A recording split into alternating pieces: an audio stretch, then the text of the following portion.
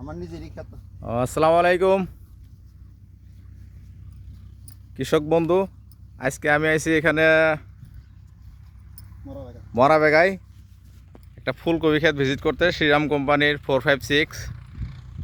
তো দাদা কি এটা আপনি করছেন? হ্যাঁ, আমি নিজেই করছি। কি আছিল কপিটা? 456। কীরকম হলো তাতে? তার মানে 1522 আর 456 তো রাত দিন আছে, ডিফারেন্স দেখা যাচ্ছে। কোনটা ভালা?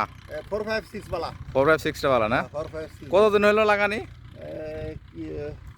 2 মাস হয়নি। মোটামুটি 2 মাস মান হয়নি, মাল বাড়ানির টাইম হয়েছে। আর ওই যে পাশে যে আরেকটা ক্ষেত দেখছি, হ্যাঁ, ওটা কি আছিল? 1522।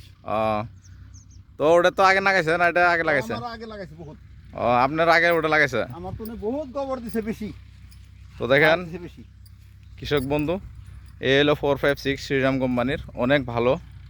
আর আপনারা যদি চান তো 456 করতে পারেন।